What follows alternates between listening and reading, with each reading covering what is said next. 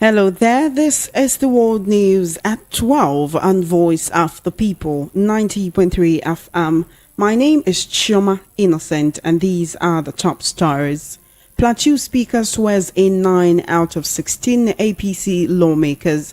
Kano government drags ex-governor Ganduje wife and son to court for bribery and diversion of funds. House of Reps deputy spokesman escapes assassination attempt in Benue State. And the 30 killed as gunmen attack Kogi community. On the foreign scene, Biden issues a stern threat over civilian safety in Gaza. Details now.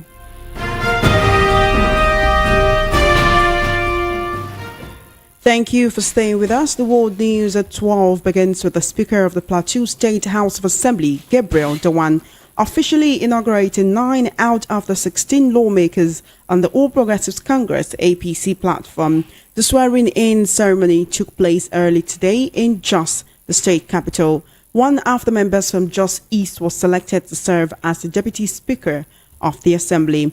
Dewan reportedly defended the inauguration by citing a letter he received as the source of authority. In November 2023, the legislators who were elected on the platform of the People's Democratic Party, PDP, were sacked by the appeal court over a lack of party structure. The election of Governor Caleb Mutfwang was also nullified by the court for the same reason.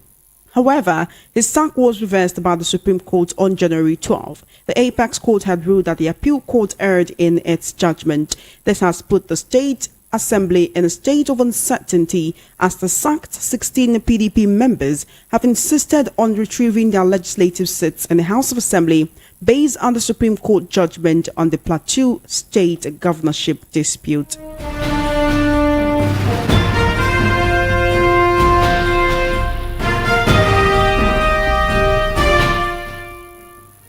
Meanwhile, the Kano state government has dragged former Governor Abdullahi Umar Ganduje, his wife Hafsat Umar, his son Umar Abdullahi and 5 others to court on 8-count charges relating to bribery allegations, misappropriation and diversion of funds amongst others, running into billions of naira.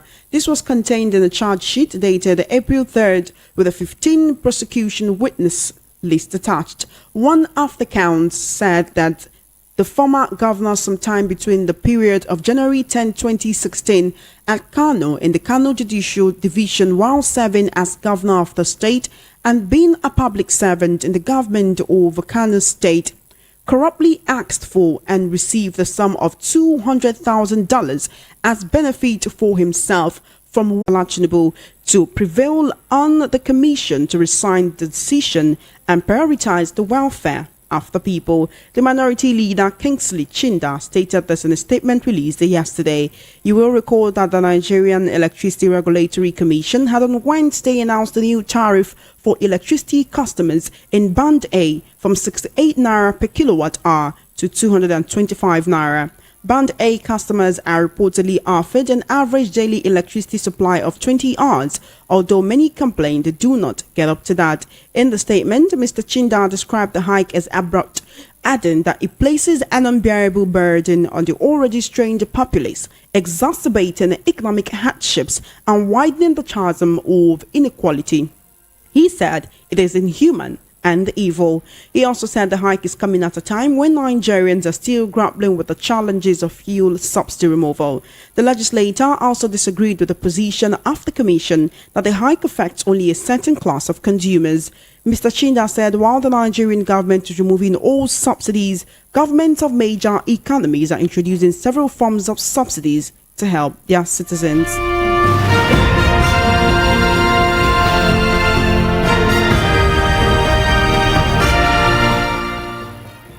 In the meantime, the deputy spokesperson of the House of Representatives, Honorable Philip Agbese, on Thursday escaped assassination attempt on him as a military operation came to his rescue. Agbese, who currently represents Ado Okpoku Ogbadibo Federal Constituency of Benue State, was reportedly attacked in Igumale, the headquarters of his local government of Ado, during a constituency outreach organized to mark the Easter celebration. Some of the suspects have reportedly been arrested by the military and are currently giving helpful information. Well, now joining me to discuss this and other issues on the World News at 12 this afternoon, I have via the telephone Mr. Peter Anosike. He's a development economist, acclaimed author, as well as a political, national, and social affairs analyst. Welcome to the World News at 12, Mr. Anosike. Thank you for joining me. Thank you for having me. All right, let's get right into the conversation, beginning from Plateau State, where 9 out of the 16 APC lawmakers have been sworn in. Okay, the question would be, what about the remaining 7? What about the other 16 PDP lawmakers who have been clamoring for a return of their mandates, which they allege was stolen? Let's go back to November last year, where these legislators elected on the platform of the PDP were sacked by the appeal court, saying that the PDP lacked a structure as at the time that they were elected, right? We also know that the election of Governor Caleb Mutfwang of the same Plateau State was nullified by the appeal court for the same reason. But Governor Mutfwang's sack was reversed by the Supreme Court on January 12 this year. The apex court said that the appeal court had erred in its judgment. If the Supreme Court gave this judgment, one would have expected that the appeal court would follow suit and rescind its decision on the sack of the 16 PDP lawmakers. But apparently, 9 out of the 16 APC lawmakers who replaced the PDP lawmakers have been sworn in. What's the way forward for the other PDP lawmakers, the 16 of them? Well, the truth is that in Nigeria, what we have is a legal system and not a justice system. The PDP lawmakers were robbed.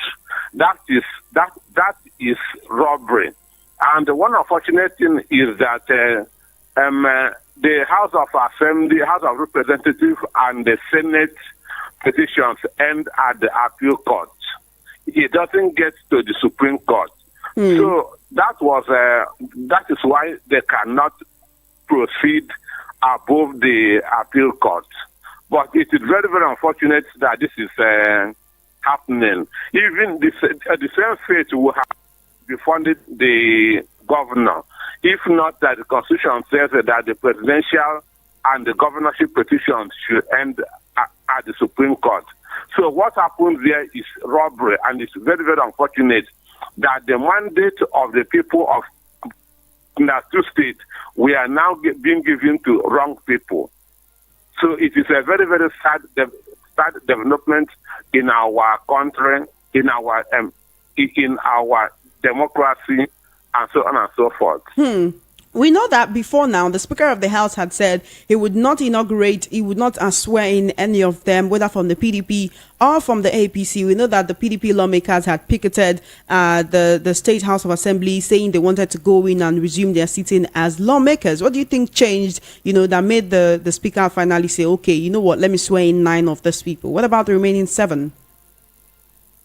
Well, maybe he has received the advice maybe from the judges and the other institutions.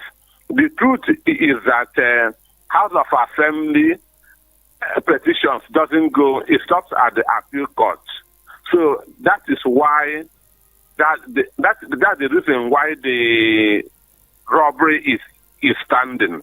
It is a robbery against the good people of Plateau State that gave their mandate to their people, and the wrong people are now going to be presiding over elections that they did not win. Okay, let's move forward from this conversation and move on to something else. The Kano State government has dragged ex-governor Ganduje, his wife and son, to court for bribery and diversion of funds. They're saying he received over $200,000 from beneficiaries of contracts awarded by the Kano State government. So that he's been accused of bribery. He's been accused of putting his family members on with government money. Would you say this is long overdue? Well, the truth is, crime does not grow old. Crime does not grow old. Those that perpetuated the Holocaust during the Second World War are still being hunted. And if they are caught, they will be sent to prison. So crime does not grow old. It is not late. Nigerians saw a video of Ganduje stuffing the gunners, understand? Then there's a forensic evidence to it. It is so I feel that it is justified. Let him go and prove that he did not commit the offense. So the Kano State government is in the right direction. It is not overdue. Crime does not grow old.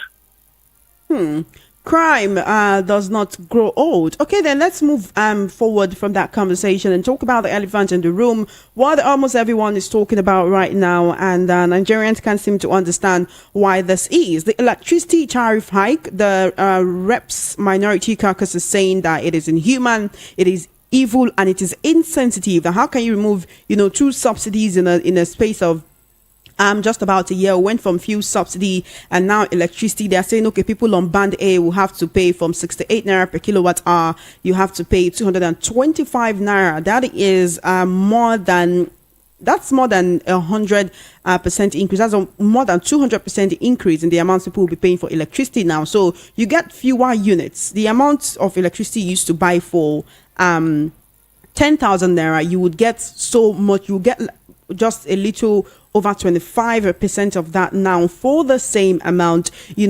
Earlier today, I could hear conversations where someone was talking about, I bought a particular amount of electricity and what I got for it, it's not what I used to get before. Imagine buying electricity for a certain amount. You used to get 90 units, now you're getting 20 units. But here is the thing. What is all the difference when they say, these people are on band A, some are on band B, some are on band C? I did see a memo where they said, okay, they listed out some areas saying these are the areas that enjoy band A electricity. These are the areas that enjoy 20% of electricity. We get calls every day and we know that it is very difficult to see 20 hours of electricity in any area in Lagos that is not all of these serviced estates, that is NEPA lights for 20 hours in a day. How really will Nigerians just continue to survive if we have to buy light at such exorbitant rates? Personally, I'm so scared to go home and buy light into my meter because I feel like I may not get value for my money. I want you to really address this issue of electricity tariff hike at this time. Well, Tinubu government has demonstrated a gross insensitivity. Nigerians are passing through hardship. Nigerians are suffering. And instead of finding ways to ameliorate the hardship, he is increasing it the more. So this is a gross insensitivity, and I know that the Northern Elders Forum condemned it, NLC has condemned it, TUC has condemned it, civil society organizations have condemned it. Then the voiceless Nigerians are crying in their different homes. All these band A, band B, band C are fraudulent. They are fraud. There's nothing like band A, band B, band C. And even the areas that they listed as a band A are even in the remote areas. I have lived in Oregon. I wasn't getting up to 6 hours of electricity every day. I have called people in Oba. People are getting 20 hours, and they say, for where? So everywhere you recharge, you see a decrease. So there's nothing like band A, band B. There's nowhere in the country that people are receiving 20 hours of electricity supply. Nowhere in the country. So that's a band A, band B, whatever is for them. They have removed the subsidy that's on the electricity. That is good. Are you there, Mr. Anosuke? Are you with me, Mr. Anosuke? Hello? Yes. Can you hear me? I'm hearing you. All right. So you're saying that this is a case of removing the subsidy on electricity, right? They have removed subsidy on electricity. How again can you justify it from 60-something naira to 200 and something naira? Tinubu government has removed subsidy on electricity. So then what is the sense of having a government Everywhere in the world, things are being subsidized, especially energy and food. Energy and food are being subsidized even in the United States, even in UK. So this is a sensitivity that should be condemned by all. And the next to me shouldn't be allowed to stand. Because before even the announcement was made, they have started the implementation. They started the implementation before the subsidy before it was announced, because those that bought that recharge 2 days ago saw a decrease, and their areas were not among the band A, band B, and so on and so forth. So this government is full of deception. They are full of deception. So for me, it must not stand. It must not stand. They have removed subsidy that's on petroleum. They are now removing on electricity. What is the essence that we have a government? As it is right now, right, and with Nigerians having to pay this exorbitant price for electricity, you're saying it must not stand. You said NLC have spoken about it. Yes, another Elders Forum have also spoken about it, saying that this is not the right way to go. But shouldn't there have been prior warning, right, instead of just, doing it abruptly? And from band A, wouldn't this affect people on other bands?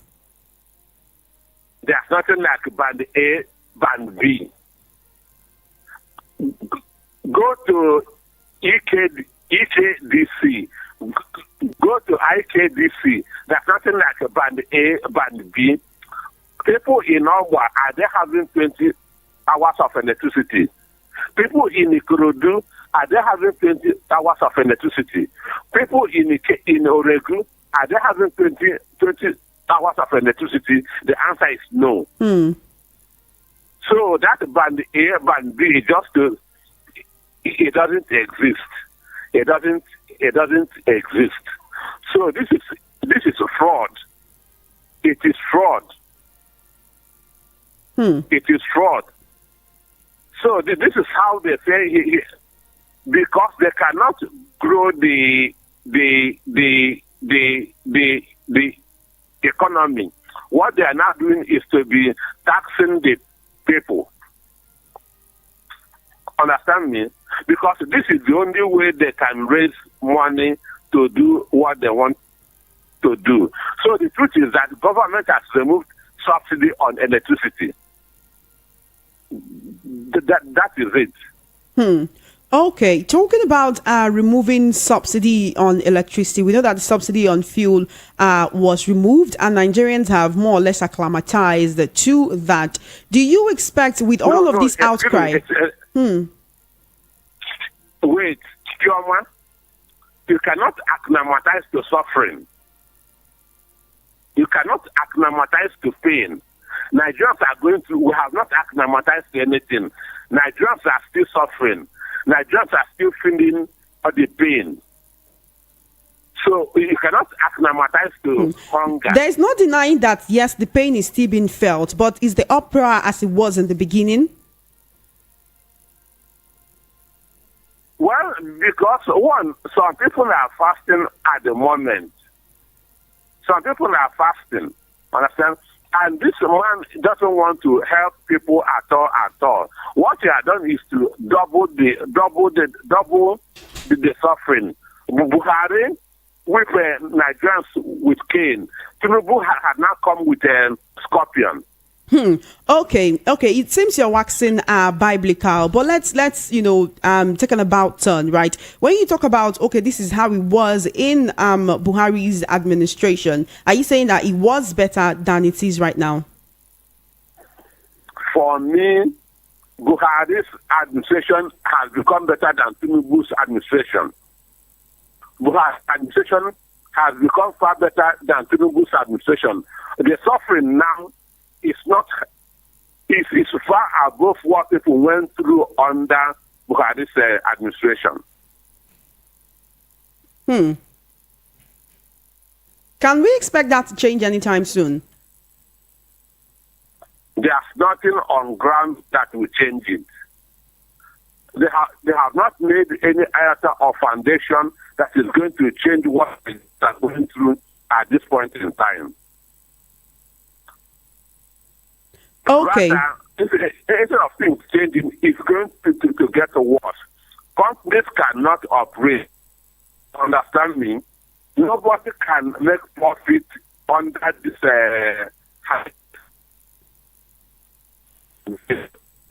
now to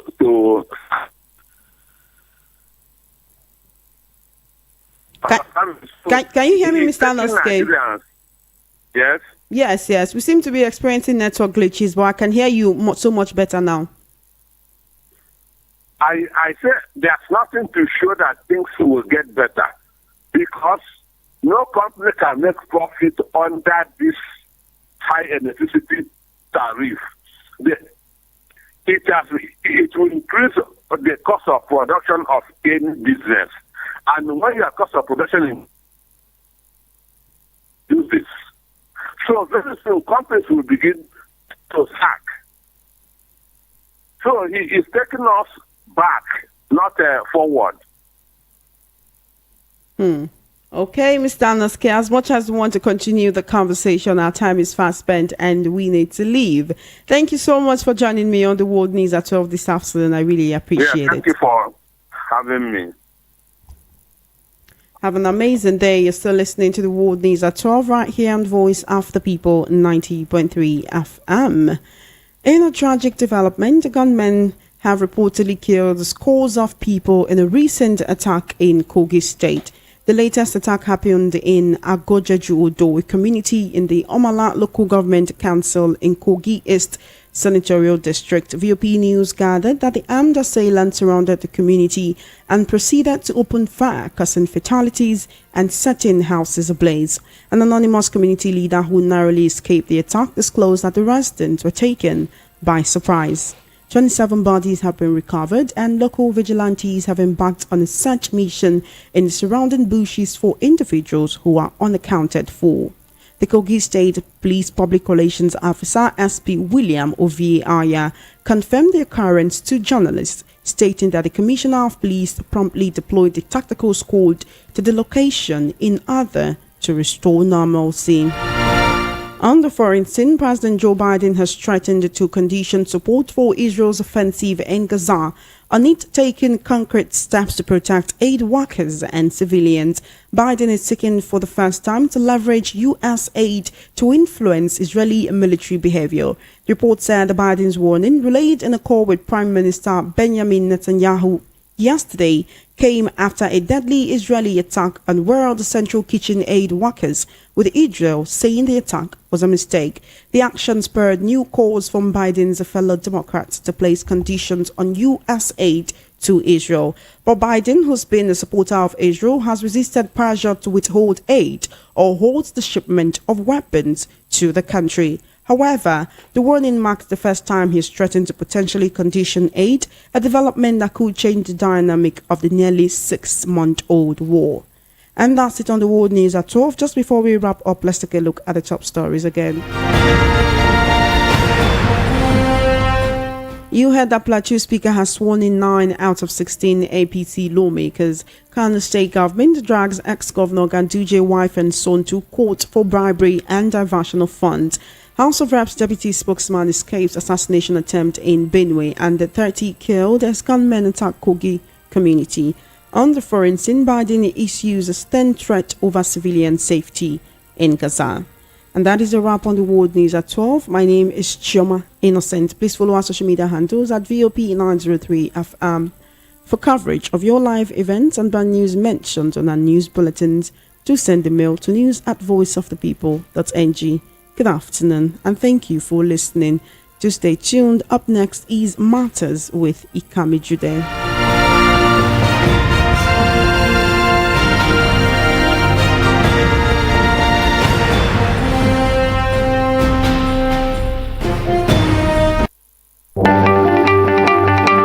Presidency is the station that gives you a voice. How can you be jubilating when judgment has not been given? Meaning that you are bribing the physician.